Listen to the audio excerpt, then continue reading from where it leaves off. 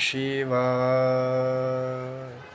हर हर महादेव मित्रों, कैसे हैं आप सब। चैनल पे नए हैं तो चैनल को सब्सक्राइब कर लें ताकि हमारे द्वारा बनाई हुई कोई भी वीडियो सबसे पहले आपको प्राप्त हो। चैनल पे और भी बहुत सारी ज्ञानवर्धक वीडियोस हैं, आप उनका भी लाभ ले सकते हैं। और चैनल पे दिखाई जाने वाली वीडियो यदि आपको अच्छी लगे तो लाइक करें, शेयर करें और चैनल को सब्सक्राइब करें ताकि बाकी भी जो हमारे जो बंधुजन हैं वो वीडियो में दिखाई जाने वाली जानकारी का लाभ ले सकें। मित्रों, जहाँ शिव है वहीं शक्ति है, जहाँ शक्ति है वहीं शिव है। तो शिव महापुराण में भी माँ जगदम्बा के एक नाम का इतना बड़ा महत्व है जितना ही भगवान भोलेनाथ के नाम का है, क्योंकि जितने बड़े तपस्वी भगवान भोलेनाथ हैं उतने ही ज़्यादा हठ योग की तपस्विन माँ जगदम्बा भी रही हैं। क्योंकि जब सती रूप में माता ने अपनी देह को त्याग दिया शिव जी की निंदा सुनने के बाद प्रेम विवश होके, तो फिर भोलेनाथ तो विरक्त हो गए और जगह जगह घूमने लगे। कई उसके बाद में फिर कई जगह घूमने के बाद कैलाश पर आए, हम अपने मन को स्थिर करके समाधिष्ट हो गए और वैराग्य को और संन्यास को ही अपना अंग बना लिया। लेकिन उधर जब देवताओं को तारकासुर ने प्रताड़ित करना शुरू किया तो ब्रह्मदेव का तारकासुर को वरदान था कि ब्रह्मा विष्णु महेश तीनों में से ही किसी के द्वारा भी आपका वध नहीं होगा।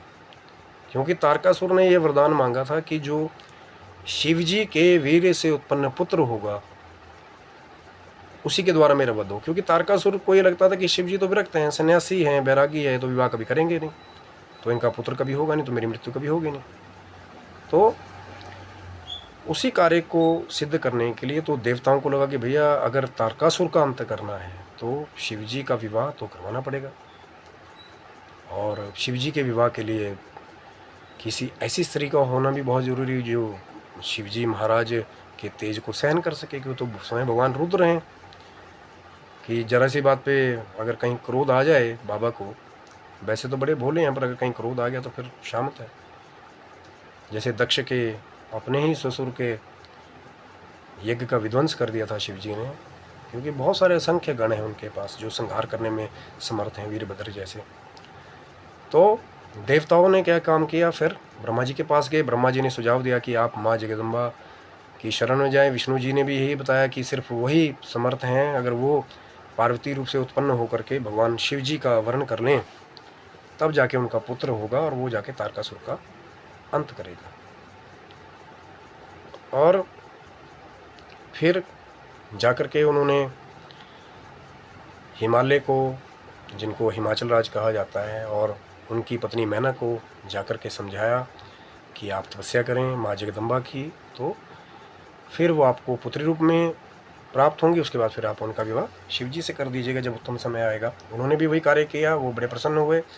माँ जगदम्बा की आराधना ही, जगदम्बा प्रसन्न हुई। उन्होंने माता मैना के गर्भ से जन्म लिया। जब भी समय आया, चैत्र मास की नवमी को आधी रात को माँ ने पृथ्वी पर अवतरित हुई। तो लीला मात्र है, अब तो लिखने वाले कई कुछ लिखते हैं कि वो स्वयं प्रकृति हैं, जब जहाँ जाए जैसे मर्जी अवतरित हो जाएं। और फिर जब वो बड़ी होने लगी तो उन्होंने शिवजी को दोबारा पाने का उनके मन में जो एक सपना था, क्योंकि वही अर्धांगिनी रही हैं भगवान शिव की शुरू से, क्योंकि इसीलिए तो उन्होंने जन्म भी लिया था और इसीलिए हिमाचल और मैना ने भी तपस्या की थी। देवताओं ने भी युक्तियाँ इसीलिए लगाई थी कि माँ का शिव जी के साथ विवाह हो जाए। उसके बाद कहते हैं कि जो पार्वती जी बड़ी होगी, उनकी इच्छा हुई, तो भगवान भोलेनाथ की लीला से शिवजी गंगोत्री धाम में, जो हिमाचल राज के ही स्थान में पड़ता था, वहाँ पर जाके आके तपस्या शुरू की। तो हिमाचल राज्य जो है वो अपनी पुत्री को साथ लेकर गए और शिवजी की सेवा में रोज़ उनको ले जाने के लिए शिवजी से आज्ञा ले ली। शिवजी भी, एक बड़ा तर्क हुआ सुंदर, अब इस वीडियो में शायद नहीं बता पाऊँगा। शिवजी ने भी उनको फिर कह दिया कि आप आ सकती हैं सेवा के लिए, लेकिन मेरे ध्यान में कोई विघ्न नहीं आना चाहिए।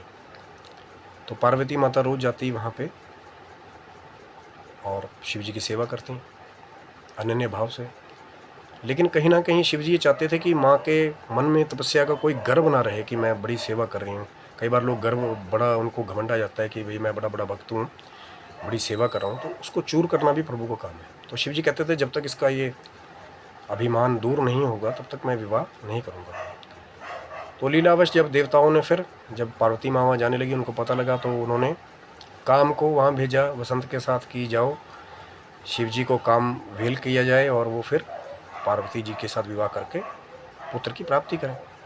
लेकिन हुआ उल्टा ही, कामदेव वहाँ गए, जैसे ही शिव जी का मन थोड़ा सा विचलित हुआ समाधि में, उन्होंने देखा तो काम को ही भस्म कर दिया और वहाँ से फिर अंतर्ध्यान हो गए। तो माँ पार्वती बड़ी व्याकुल हो गई कि अब मैं क्या करूँ, क्योंकि वो नित्य शिव जी का उनको दर्शन होता था, वो होना भी गंगोत्री धाम में उनको बंद हो गया।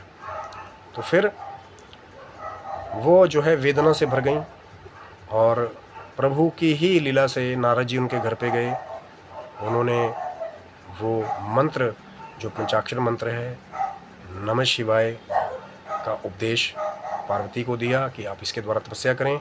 शिव जी सिर्फ तपस्या के द्वारा ही आपको पति रूप में सुलभ हो सकते हैं। और माँ ने अपने माता पिता की आज्ञा लेके वो वन में चली गई। उन्होंने बड़ा घोर तपस्या की। 3000 साल तक माँ जगदम्बा ने गंगोत्री के गौरी शिखर पर्वत पे, जो पहले श्रृंगी तीर्थ कहा जाता था, लेकिन जब माँ गौरी ने वहाँ तपस्या की तो उसका नाम गौरी शिखी पर्वत हो गया। गौरी शिखर पर्वत पे बहुत कठिन तप किया 3000 साल तक। पंचाग्नि 5 जगह आग जला करके माँ ग्रीष्म ऋतु में वहाँ बीच बैठकर ओम नमः शिवाय या नमः शिवाय का जाप करती थी। और जब बरसात आती थी तो शिला के ऊपर बैठ करके फिर वो जाप करती थी भगवान भोलेनाथ का। जब शीतकाल आ जाता था, ठंडी आ जाती थी, तो पानी में खड़े रह करके फिर भगवान भोलेनाथ का जाप करती थी। और कई बार तो वो पत्ते चबाकर, बेल पत्र चबाकर भी रहीं। उसके बाद उन्होंने पर्ण करना भी छोड़ दिया, खाना भी छोड़ दिया, तो उनका एक नाम अपर्णा भी पड़ गया। इतना घोर तपस्या माँ ने की जो आज तक किसी भी ऋषि मुनि ने, किसी भी दैत्य ने, किसी भी दैनव ने नहीं की थी। वो माँ जगदम्बा ने शिव जी को पाने के लिए की 3000 साल तक। और आजकल के कन्याओं को हम कहते हैं कि आपको सुयोग्य वर चाहिए तो सिर्फ आप 16 सोमवार व्रत करें श्रद्धा के साथ बिना किसी ब्रेक के, तो उनके लिए वो भी कठिन हो जाता है। पर उनके सपने वही हैं कि हमारे को एक अच्छा वर प्राप्त हो, लेकिन बिना तपस्या के अच्छा फल प्राप्त होना एक स्वप्न देखने जैसा है। अगर मिल भी जाएगा आपको तो उसके टिकने की कोई गारंटी नहीं है कि आपका वर टिका रहेगा। इसके आजकल इस कली काल में जहाँ तपस्या नहीं है वहाँ लोगों के वर जो हैं वो, या वधुएं जो हैं वो, कहीं ना कहीं उनकी शादी में प्रॉब्लम चल रही है, क्योंकि वहाँ पे वो तपस्या नहीं है। जितना तप माँ जगदम्बा ने भगवान भोलेनाथ को प्राप्त करने के लिए किया था, 3000 साल तक तपस्या की। और शिव जी को भी वहाँ जा कर के, क्योंकि सारी पृथ्वी दग्ध हो गई माँ की तपस्या से और सबके अंग जो है वह जलने लगे, तो शिव जी को भी सबकी विनती मान के वहाँ जाना पड़ा। और जैसा कि सब चाहते थे तो भगवान भोलेनाथ ने माँ पार्वती को वहाँ वो वर दे दिया कि आप मेरी पत्नी बन जाइए और आपकी इच्छा भी यही है कि मैं आपका वरण करूं। तो वहाँ पे भी माँ ने अपने परिवार की लाज रखते हुए कहा कि भगवान भोलेनाथ आप लोकाचार का भी ख्याल रखें। पिछले हमारे विवाह में ग्रह पूजा सही से नहीं की थी मेरे पिता दक्ष ने, लेकिन इस बार आप शास्त्रोक्त विधि से सब लोकाचार करके मेरे घर आइए और मेरे पिता से निवेदन करके मेरा हाथ मांग के फिर आप लोकाचार की रीति से विवाह करके मेरे को लेके जाइए। तो शिव जी तो पहले ही माँ की तपस्या से प्रसन्न थे, तो उन्होंने वर दे दिया कि जैसा आप कहते हैं वैसे ही होगा। मैं लोकाचार का भी वर्णन करूँगा, हालांकि मैं एक निर्विकार स्वतंत्र परमात्मा हूँ, लेकिन फिर भी मैं लोकाचार के द्वारा आपका पानी ग्रहण स्वीकार करके फिर आपसे विवाह करके आपको कैलाश के लेके जाऊँगा। तो ये था माँ जगदम्बा की तपस्या। और बहुत सारी और बीच की लीलाएं हैं, शायद मैं अगली वीडियोस में इनके बारे में बात करूंगा। लेकिन महाशिव पुराण में माँ जगदम्बा के नाम का भी यश उसी तरह ही है जैसे भगवान भोलेनाथ के नाम का है। तो शिव और शक्ति जो है एक सम्मिलित, पुरुष और प्रकृति एक हैं। और माँ जगदम्बा और भोलेनाथ करें कि सदा उनकी कृपा आप पर बनी रहे। आप खुश रहें, मस्त रहें, स्वस्थ रहें और ऐश्वर्य से परिपूर्ण रहें। ओम नमः शिवाय। जय माता दी।